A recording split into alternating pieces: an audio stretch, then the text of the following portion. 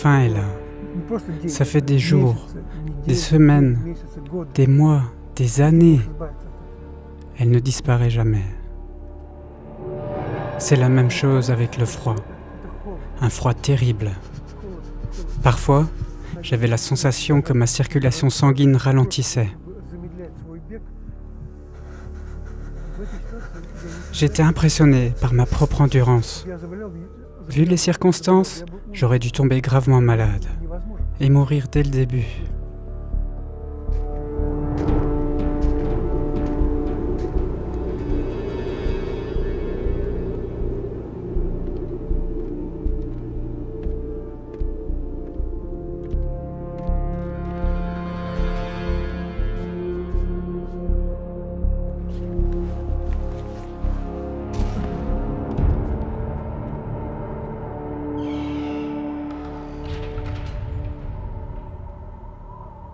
Une nuit, j'étais mis dans une cellule dont la fenêtre était cassée.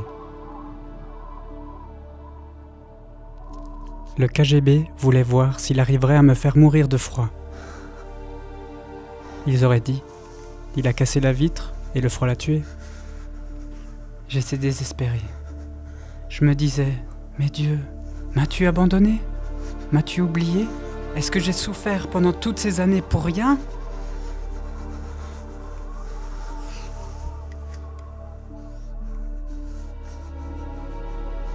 Et dans mon désespoir, j'ai commencé à prier.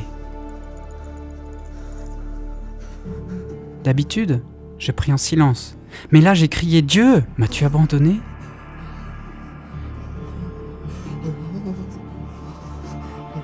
Mon cri venait du plus profond de moi.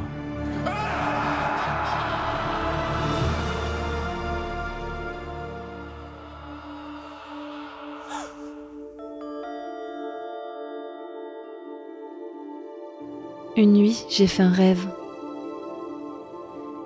Et dans ce rêve, quelqu'un me disait de prier pour Alexander. Je n'avais jamais entendu parler de lui. Mais avec mon église, nous avons commencé à prier.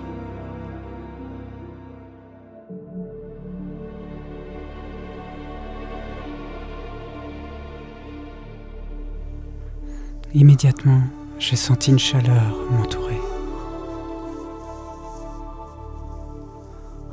C'était surnaturel, comme une mère qui serre sur son cœur son enfant frigorifié et le réchauffe par son souffle plein de compassion. C'était une chaleur vivante, humaine, qui allait droit vers mon cœur. Elle y faisait naître une source d'où coulait une paix merveilleuse et apaisante.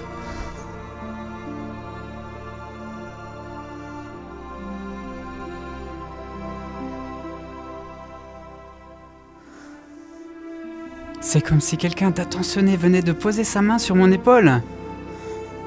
Je l'ai réellement senti.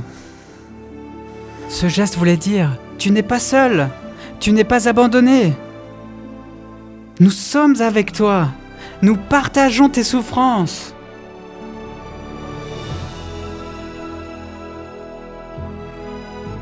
C'est comme ça que Dieu m'a fait ressentir physiquement la chaleur de la prière. Je la sentais sur ma peau, dans tout mon être.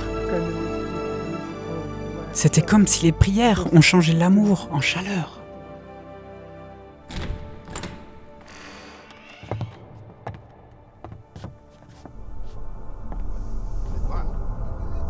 Au matin, les gardiens ont eu un choc.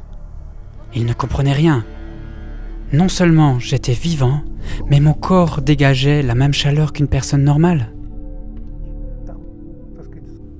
J'ai entendu un médecin dire « C'est impossible, c'est inexplicable ».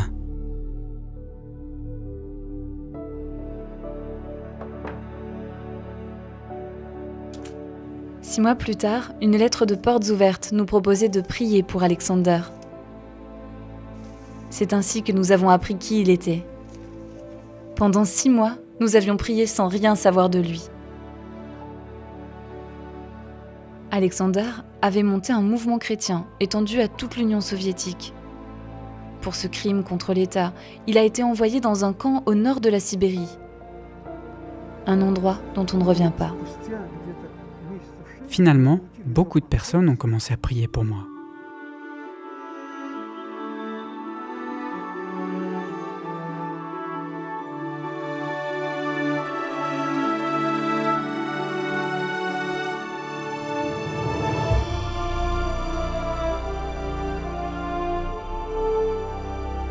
Et c'est exactement à ce moment-là que j'ai été relâché.